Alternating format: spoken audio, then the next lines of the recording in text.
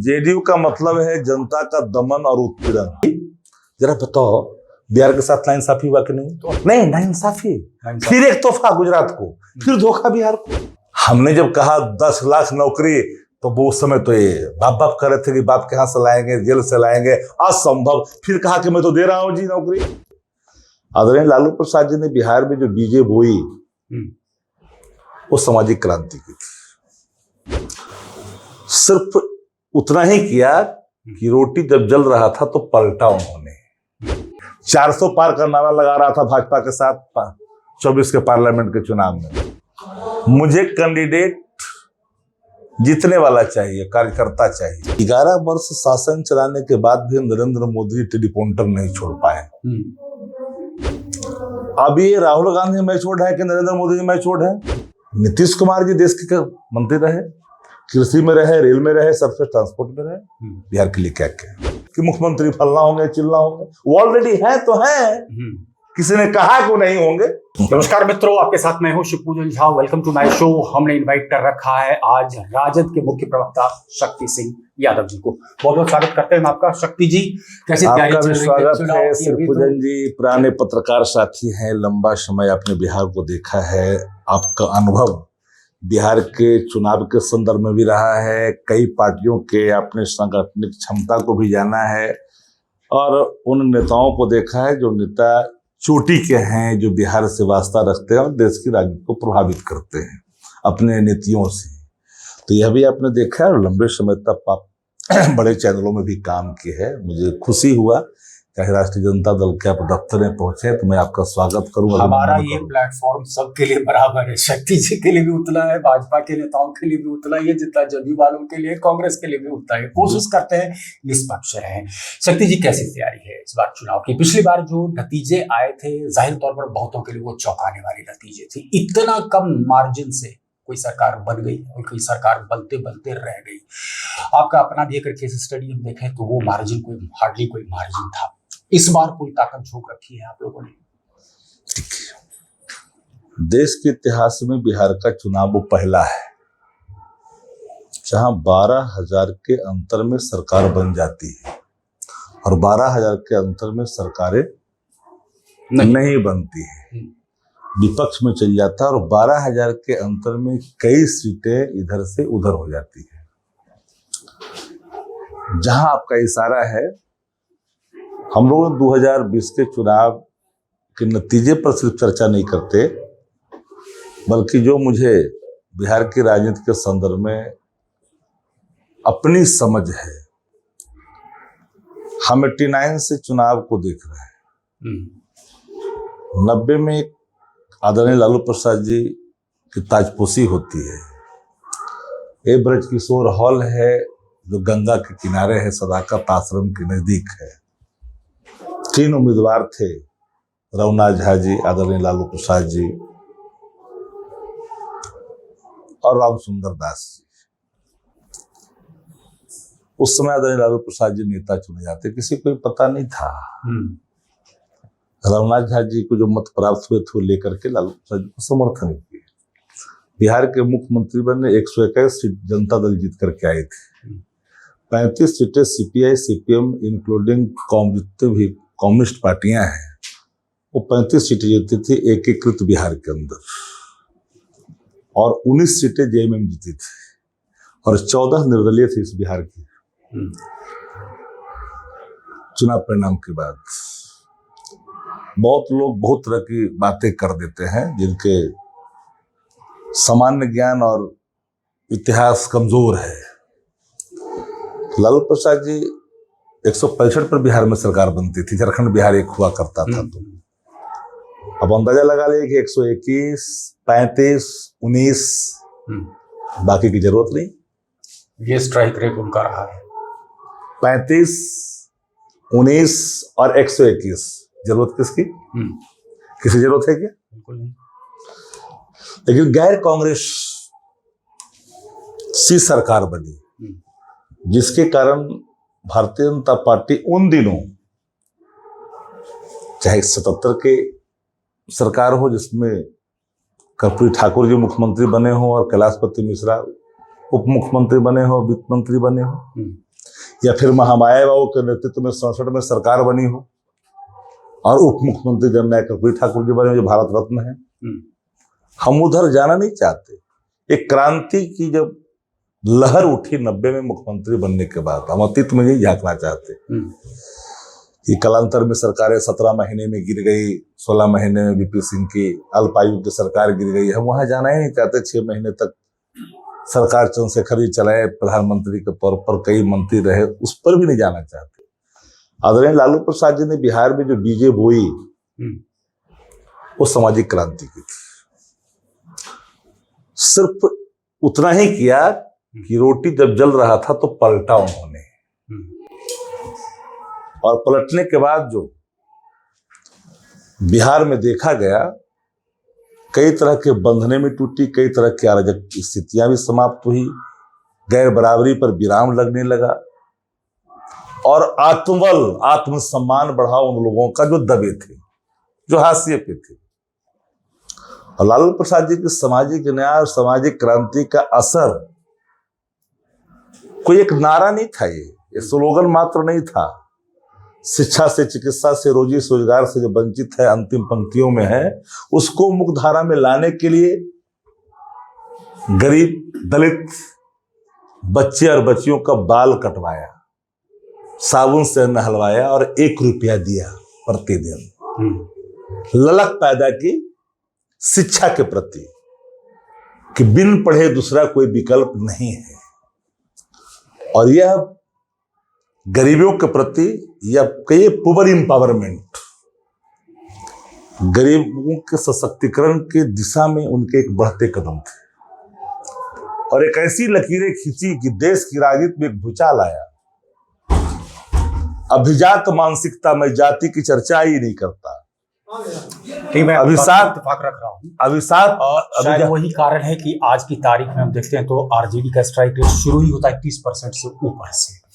वर्तमान संदर्भ में थोड़ा सा हम अपनी चर्चा को लेकर के आना चाहते हैं। वर्तमान संदर्भ में मैंने इसलिए आपको अतीत का हल्का सा झांकी प्रस्तुत किया है, तो वो दौर देख रहा नहीं इसीलिए कि that time you are best पत्रकार। हम उस ओर इसलिए आपका ध्यान आकृष्ट किया कि लालू प्रसाद जी की जो सामाजिक क्रांति को अगर कालांतर के क्रांतियों से जोड़ेंगे, जैसे डॉक्टर राम मनोहर लोहिया जी के जो नेतृत्व में सप्त क्रांति हुई, तो पत्रकारों ने लोकनायक जयप्रकाश नारायण जी के संपूर्ण क्रांति पर एक सवाल पूछा कि सप्त क्रांति और संपूर्ण क्रांति में अंतर क्या है। वो पत्रकार थे दिनमान के, दिनमान एक उसमें का प्रतिष्ठित मैगजीन हुआ करता था। तो हल्की सी एक टिप्पणी है उसमें, उस संस्मरण को आप अगर एक बार देखेंगे कि भाई सप्त क्रांति के बिना संपूर्ण क्रांति की परिकल्पना नहीं की जा सकती है। एक छोटा सा उत्तर है। और मैं कहता हूं कि सप्त क्रांति और संपूर्ण क्रांति के बिना सामाजिक क्रांति की परिकल्पना नहीं की जा सकती है। Step by step. तो लालू प्रसाद जी की सामाजिक क्रांति, लोकनायक जयप्रकाश नारायण जी की संपूर्ण क्रांति, डॉक्टर राम मनोहर लोहिया की सप्त क्रांति, ये तीनों एक दूसरे के पूरक है। मैं इत्तेफाक रख रहा हूँ आपकी बात से, इसलिए मैं वर्तमान संदर्भ में चीजों को लाना चाहता हूं। अभी देख रहे होंगे आपके विपक्षी खेमे से एक नारा दिया जा रहा है 25 से 30, फिर से 30। अब इसको थोड़ा सा थ्रेडबेयर हम लोग एनालाइज करने की कोशिश करते हैं कि एक फटीग फैक्टर डेवलप हो रहा है 20 साल से। वोट किसी को मिले, मुख्यमंत्री नीतीश कुमार ही बनते हैं। आप भी समर्थन देते हैं, भाजपा की लड़ाई रहती है, समर्थन दे देती है नीतीश कुमार। फटीग फैक्टर है, एक एंटी इनकम्बेंसी फैक्टर है। आज की तारीख में देखते हैं कि पब्लिक डिस्कोर्स लगभग खत्म हो चुका है नीतीश कुमार का। हाल के दिनों में किस तरीके की हरकतें सामने आई सार्वजनिक मंच से देखने में बिल्कुल स्पष्ट हो गया। तो ये जो नारा आपको लग रहा है कि थोड़ा सा ये कुछ फार फेच्ड ड्रीम टाइप का हो सकता है उनके लिए? देखिए, अगर सात्विक और सही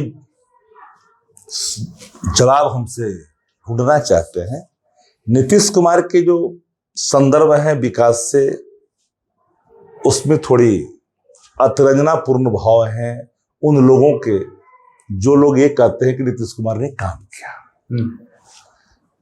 ये आंशिक रूप से स्वीकारात्मक है। नहीं, आप जब साथ रहते हमने नहीं, मैंने कहा ये आंशिक रूप से स्वीकारात्मक है। मैं इसे पूर्णतः नहीं मानता। और हो सकता था।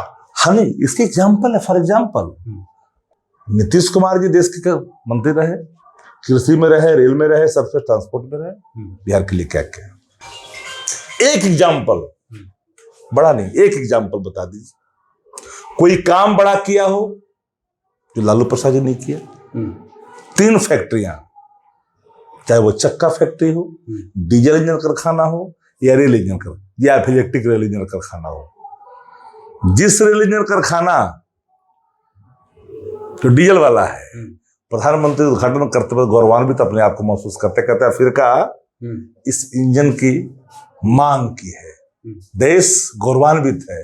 कदाचित प्रधानमंत्री जी भूल गए थे वो दिन कि ये देन आदरणीय लालू प्रसाद जी का है। दैट टाइम रेलवे मिनिस्टर भाई लालू प्रसाद जी। एक बात आपने और पूछी, राकेश मोहन कमेटी की रिपोर्ट आपने पढ़ी कभी कि नहीं पढ़ी? राकेश मोहन कमेटी की जो रिपोर्ट पढ़िएगा तो आपके पूरे दिमाग ही खुल जाएंगे कि नीतीश कुमार और नीतीश कुमार, 2 बातें, नीतीश कुमार और नीतीश कुमार, नीतीश वर्सेस नीतीश अगर आप समझने की कोशिश करते हैं तो राकेश मोहन की कमेटी की रिपोर्ट पढ़ लीजिए। रेलवे खस्ता हाल हुआ, रेलवे बंटा ढार हुआ। ये मैं नहीं कर रहा हूं, ये राकेश मोहन की पूरी किताब में वर्णित शब्द हैं। गिरती हुई साख रेलवे की, उसको उभारा और 90,000 करोड़ का मुनाफा ही नहीं दिया, बिहार में 3 फैक्ट्रियां दी और बिहार में कई आरओ भी दिया, और ऐसा बिहार के लिए किया कि पैसा भारत सरकार ने 100% दे दिया। आज जीएसटी के स्लैब 2 हो गए हैं। जिस जीएसटी पर हम लोगों ने सवाल खड़ा किया था कि प्रधानमंत्री जी आपका जो वर्तमान जो जीएसटी का स्वरूप है, मंझले छोटे उद्योगपति के लिए अभी साफ है। आपने एक दूसरे में बांटा।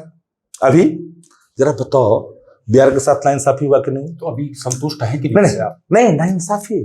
फिर एक तोहफा गुजरात को, फिर धोखा बिहार को।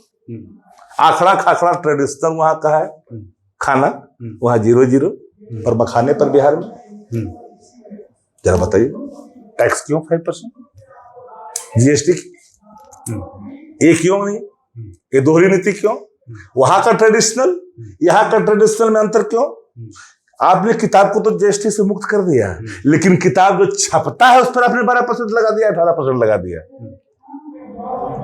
कलम पर हम चर्चा किए, कलम पर आपने जीएसटी लगाया, तलवार देना चाहते हैं युवाओं को। तो कल हमको समझ में आई है कुछ कि कहीं रहता है अमेंडमेंट की जरूरत पड़ी है और अमेंडमेंट की दिशा में बढ़े हैं।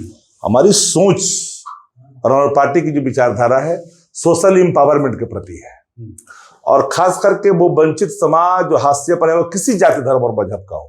हम A to Z की बात करते हैं, आर्थिक न्याय की बात हमारे नेता करते हैं, तो उसमें हम सबकी बात करते हैं। नीतीश वाली बात लेकिन आपने पूरी नहीं की, जो मैंने आपको पूछा था कि फटीग फैक्टर भी है, एंटी इनकम्बेंसी फैक्टर भी है। लेकिन नीतीश कुमार कोई सब्जेक्ट नहीं। नीतीश कुमार एक बात खत्म कर लीजिए, ये नहीं कह रहा है कि मुख्यमंत्री नहीं, एक बात आप मान लीजिए, नीतीश कुमार अब कोई सब्जेक्ट नहीं। Once upon a time there was Nitish Kumar, now there is Nitish Kumar. You want to end that particular chapter? Chapter is closed. Okay, अब विश्व की बड़ी, अब भाजपा की तरफ चले गए, विश्व की बड़ी पार्टी, भूखंड विजेता, विश्व विजेता, भूखंड विजेता। मैंने आप लोगों की देखी राहुल गांधी की यात्रा, जो मैं समझ पा रहा हूँ 26-27 साल की पत्रकारिता में, जो मैं समझ रहा हूँ कि तेजस्वी यादव बड़ा शानदार एक एजेंडा लेकर के चल रहे थे, रोजगार सृजन की बात कर रहे थे। मुझे वो ऐतिहासिक पल याद है जब नीतीश कुमार ने पहले कहा था कि भाई कहाँ से लाएंगे 10 लाख रोजगार, जब बात की गई थी तेजस्वी के द्वार पर, उन्हें कहा था पैसा कहां से लाएंगे, बाबूजी के घर से। फिर वही नीतीश कुमार के बगल में तेजस्वी यादव खड़े होते हैं, 2 लाख से ज्यादा लोगों को यहाँ पर जो है रोजगार, अपॉइंटमेंट लेटर बांटा गया। ऐतिहासिक पल बिहार के लिए कहीं ना कहीं एक कोनोटेशन एस्टैब्लिश होता है कि तेजस्वी की वजह से वो रोजगार सृजन हुआ। तो मुझे लगता है कि तेजस्वी का एजेंडा बिल्कुल क्रिस्टल क्लियर था, और राहुल गांधी यहाँ पर आते हैं और एक ऐसा मुद्दा उठाते हैं जिसके बहुत सारे टेकर्स नहीं है, और आपको एक तरीके से मुद्दा आपका हाईजैक कर लेते हैं। आप मेरी बात से इत्तेफाक रखते हैं या खंडन करना चाहते हैं? खंडन कर सकते हैं। नहीं, ये खंडन का सवाल नहीं है, ये हैरानी का सवाल है।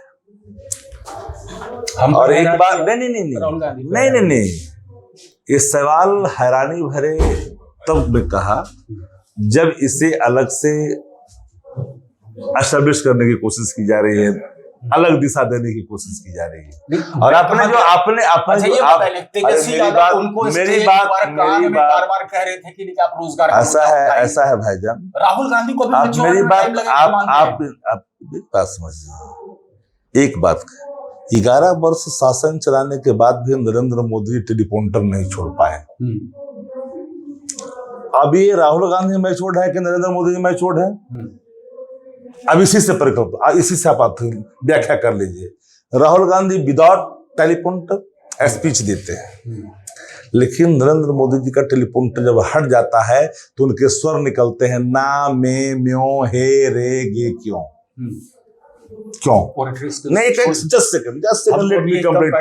जस्ट सेकंड आपने तेजस्वी जी की बात की, आपने एक सेकंड प्लीज मेरी बात, मैं जा रहा हूँ उधर, मैं वहीं जा रहा हूँ जहां आप ले जाना चाह रहे हैं। तेजस्वी यादव एक रोड मैप है। तेजस्वी यादव बिहार बदलाव के एक प्रतीक है। तेजस्वी यादव वो इंसान है, वो नेता है जो कहते हैं वो करते हैं। तेजस्वी यादव वो इंसान और वो नेता है जो कहता है वो करवाता है, जरूरत पड़ने पर ना कहीं करवाता है। ये सारे शब्द हम इसलिए बोले कि सारे सवालों के जवाब आपके सामने। हाँ, अब जैसे फॉर एग्जाम्पल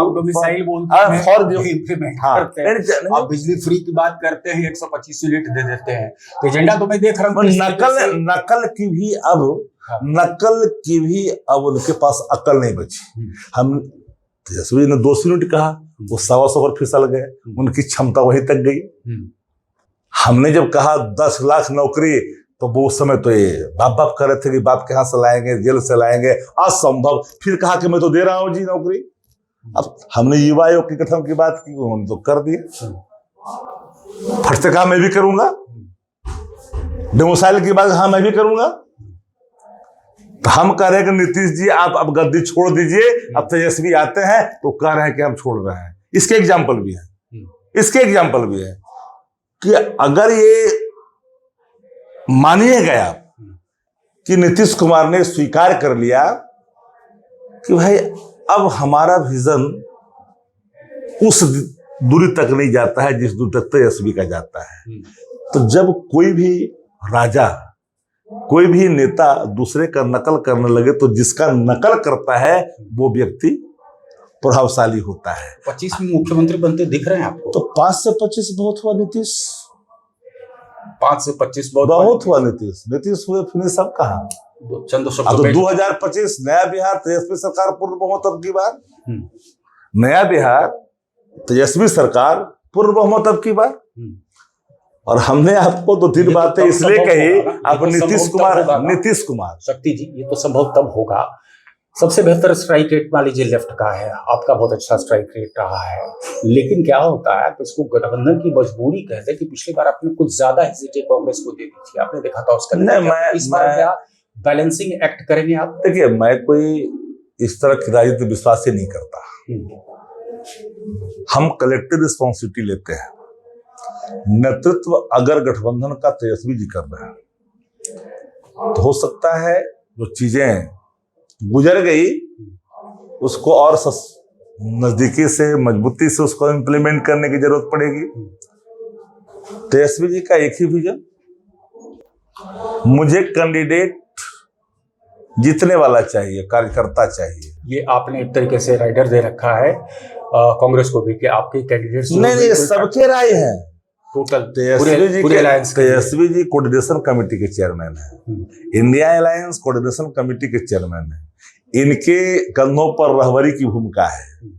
और तो ये जो नैरेटिव ये जो लगाए हैं सबके लिए लागू होता है। शक्ति यादव अगर कॉम्पिटेंट नहीं है, अब बैठ जाइए। तो स्क्रीनिंग पूरा प्रॉपर प्रोसेस के थ्रू आप लोग करना? नहीं, मैं तो अपनी उदाहरण दिया कि अगर नेता के नजर में या उनके रिपोर्ट में अगर मैं कॉम्पिटेंट नहीं हूं तो बैठ जाइए, प्लीज सिट डाउन, बैठ करो। अच्छा, आपके अलायंस में एक और फैक्टर है, आजकल थोड़ा सा चुप्पी साधे हुए हैं, बीच में बहुत वोकल हो गए थे, पहले मछली उछली खिला रहे थे तेजस्वी यादव को हेलीकॉप्टर, वो भी चर्चा का विषय हुआ था, संतरा का रंग भी दिखा रहे थे। आपको लगता है कि जो कुछ भी उन्होंने पिछली बार प्रेस कॉन्फ्रेंस में किया था और उसके बाद इस बार ये कहना कि उप मुख्यमंत्री बनेंगे, 60 सीटें पर दावा, आपको लग रहा है कि इन्हें जैसे ओवर एम्बिशियस लोगों को एकोमोडेट कर पाना और उनके पॉलिटिकल लार्जर जो पॉलिटिकल एम्बिशंस हैं उसको भी एकोमोडेट कर पाना थोड़ा मुश्किल बना? देखिए, लार्जर एम्बिशन राजनीति में पॉलिटिकल पार्टियों को होता है, interest of the worker, interest of the party. और ये आजादी सिर्फ इंडिया अलायंस में है, अभिव्यक्ति की, बात रखने की, और यहां सब सुनता है। एनडीए के अंदर में इसकी आजादी नहीं है। वहां तो हाथ उठा के जिसको दे दिया वो लोड दे जाओ, नहीं जाओगे तो सीबीआई है, ईडी है, राइटी है, तीनों लगेंगे तुम्हारे पीछे। वहां किसी की आजादी नहीं है। और यहाँ इनर डेमोक्रेसी ऑलरेडी एस्टैब्लिश्ड है, आंतरिक लोकतंत्र जिनकी अभिव्यक्ति की आजादी है। मांगना ही चाहिए, बड़ा चीज मांगना चाहिए। कैसे करके मैनेज? लेफ्ट भी तो मांग रहा है उसी तरीके से, लेफ्ट का स्ट्राइक क्यों नहीं मांग सकता है, क्यों नहीं मांगेगा? अच्छा, इस राज्य के अंदर में अति पिछड़ा हो, अल्पसंख्यक हो, दलित हो, पिछड़ा हो, क्या इसको अधिकार उप मुख्यमंत्री बनने का नहीं है? अगर कोई सवाल सामने आता है अपने को स्थापित करने के लिए, इस पद के लिए, मैंने क्या कहा? तेजस्वी करे तो दूसरे को कहाँ मौका? 20 साल से नीतीश कुमार मुख्यमंत्री को एनडीए में बताया, कोई मौका मिला? किसी को सवाल किसी ने किया? बिल्कुल, ये सवाल उधर भी बनता है। कोई किसी ने किया? किसी ने किया? बीमार व्यक्ति मुख्यमंत्री बना हुआ, किसी ने सवाल किया? अगर इधर होते, भाषा इनकी ये होती, बॉडी लैंग्वेज इनका ये होता, तो सवाल कितने होते?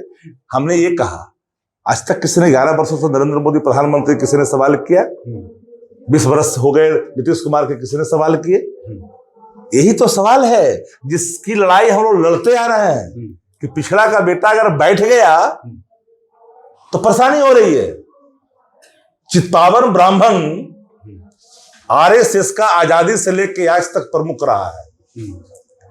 6 महीने का कार्यवाहक अध्यक्ष के तौर पर रज्जू भैया के कार्यकाल को छोड़ दीजिए तो चित्पावन ब्राह्मण के सिवा दूसरा आरएसएस में कोई प्रमुख, संघ प्रमुख नहीं बन सका। क्या मैथिल इंटाइटिल नहीं है?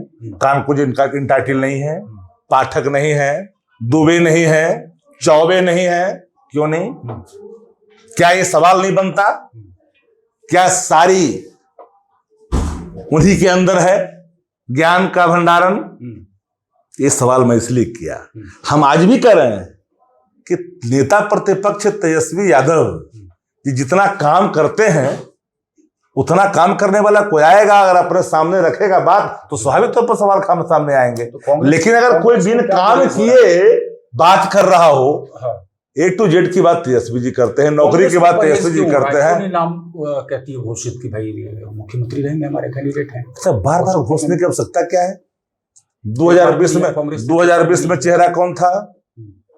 अभी कोऑर्डिनेशन कमेटी का चेयरमैन कौन है? अगर यहीं से कोई बात हो तो बात समझ में आ जाती।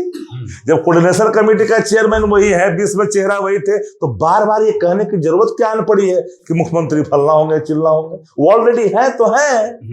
किसी ने कहा कि वो नहीं होंगे? एक व्यक्ति उठा करके लाइए जिसने कहा कि नहीं होंगे, तो मैं मान जाऊंगा।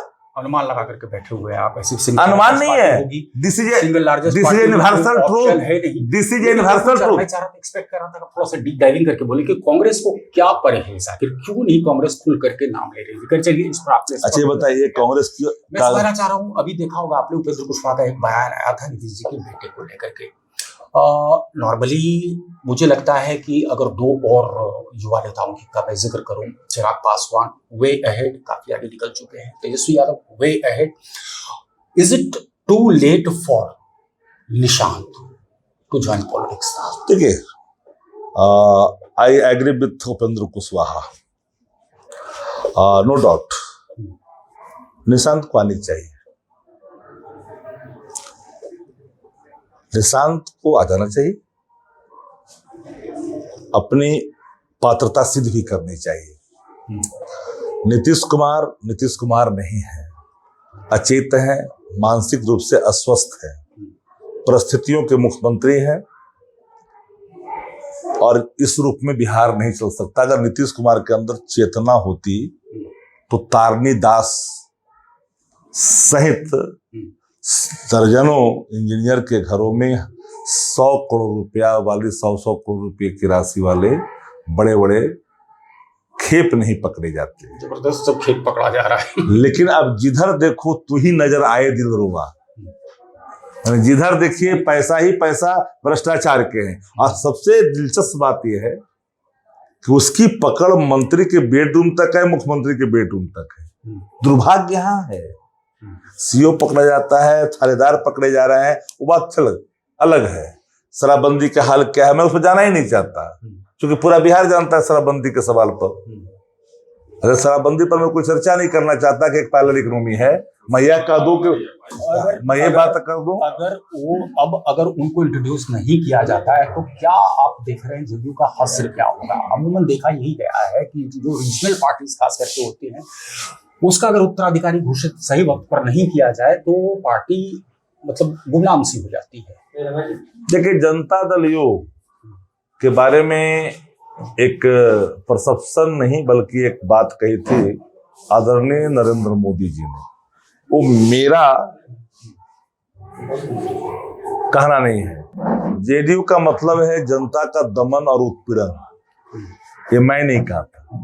That time prime minister was said in Muzaffarpur rally, हम नहीं। तो डीएनए टेस्ट करा दिया, उसके बाद डीएनए टेस्ट भी हुआ, पत्राचार भी हुआ, लिखा भी गया। लेकिन भारतीय जनता पार्टी का जो नवलंपटीकरण का जो उदय हुआ है बिहार में, वो चिंता का विषय है। इसलिए मैं ये कह रहा हूं कि जिस दल का डिप्टी सीएम बिहार के अंदर में हो, वो खुलेआम कहता हो कि हम गाली देने के बाद हम एस्टैब्लिश्ड हुए लीडर। पैरामीटर क्या है बीजेपी के अंदर?